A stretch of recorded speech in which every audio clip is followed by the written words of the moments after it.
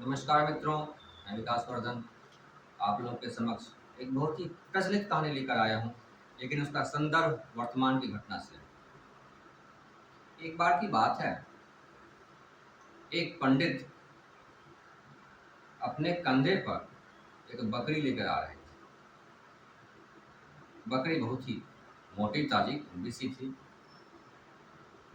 तो रास्ते में पान की दुकान पर तीन चार ठगों ने देखा कि अरे इसके कंधे पे बकरी है, क्यों नहीं इसकी बकरी को ठग लिया जाए और किसी तरह से रात के मांस खाने और मदिरा पीने का इंतजाम हो जाए। तो उन चार ठगों ने योजना बनाई और जल्दी से साइकिल से भागकर चार अलग अलग स्थान पर जाकर खड़े हो गए। थोड़ी दूर पंडित जी चले बकरी लेकर के। तो एक ठग रास्ते में मिला, बोला पंडित जी क्या हाल चाल है, प्रणाम, क्या हाल चाल है। पंडित जी बोला हाँ हाँ पूछ रही, बिल्कुल ठीक है ठीक है।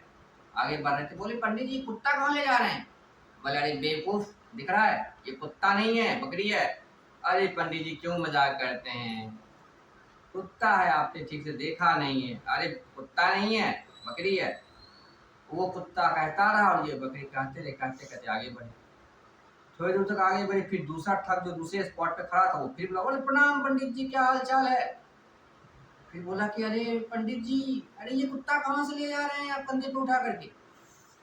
पंडित जी को थोड़ा झटका लगा कि पीछे भी एक आदमी बोला था कुत्ता, ये भी बोल रहा है कुत्ता। फिर भी उनका आत्मविश्वास उस वक्त डगमगाया नहीं। बोले अरे कुत्ता नहीं है बकरी, क्यों माथा खराब करो, चलो पकड़ो। वहां से आगे बढ़े, फिर थोड़ी दूर आगे बढ़े, फिर एक तीसरा ठग वो तीसरे पॉइंट पे खड़ा था।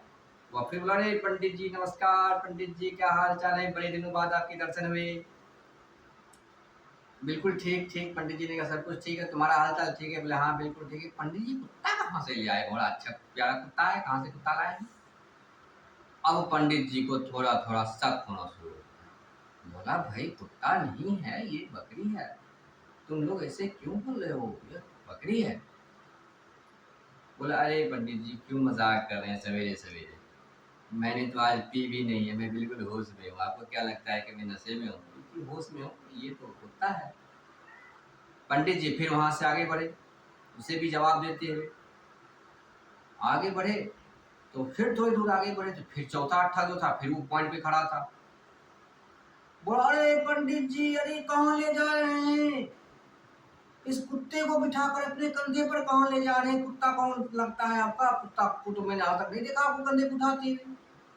कहीं से जर्मन से कुत्ता लाया है क्या, जैसे कोई फॉरेन कंट्री से कुत्ता लाए हैं क्या, कुत्ते में क्या खासियत है। अब जब चौथी बार एक ही सवाल को फिर जब चौथे ठग ने कहा कि कुत्ता है, अब की बार पंडित जी को थोड़ा थोड़ा शक हो गया कि लगता है क्या मैं बकरी को कुत्ता समझ रहा हूँ या कुत्ता को बकरी। उन्हें खुद का आत्मविश्वास डगमगाने लगा। खुद का आत्मविश्वास जब डगमगाने लगा तब उन्होंने कहा कि अरे चलो छोड़ो, बोले और वो बकरी को कंधे पर से उतारे और वहां से चले गए। अब वो बकरी को उठाया और जाकर के मार करके आ गया। उसकी योजना सफल हो गई। तो इस प्रकार यह कहानी यह कहती है कि जब एक ही बात को बार बार झूठ को बारंबार जब प्रचारित किया जाता है तो जो आम लोग हैं उन्हें खुद पे संदेह होने लग जाता है कहीं यह सही तो नहीं है, और इसलिए बहुधा झूठ को प्रचार की आवश्यकता पड़ती है, क्योंकि झूठ तो सीधे सीधे लोग पहचान जाएंगे ये तो झूठ है। तो लोग बार बार उसमें संदेह पैदा करते हैं, बार बार झूठ को बोलना पड़ता है। कहते हैं कि एक अंग्रेज लेखक था, उसने कहा था कि अगर झूठ को बार बार किसी भी झूठ को बारंबार दोहराया जाए तो लोगों को सच लगने लग जाता है, और इसका उपयोग मार्केटिंग कंपनियां करती है। कोई भी झूठ है उसके वस्तु के संबंध, उसके प्रोडक्ट के संबंध में, लेकिन बार बार प्रचार दिखाता है, एक ही ऐड को बार बार दिखाएगा। तो भाई थम्स अप पियोगे तो पूछ जाओगे बाहर पर से, अब बार बार दिखाया जा रहा है। तो लोगों को लगने लगता है हो सकता है थम्स अप में एनर्जी होगी, कुछ खास एनर्जी होगी। अब हो गया, थम्स अप पहले शुरू करेगा।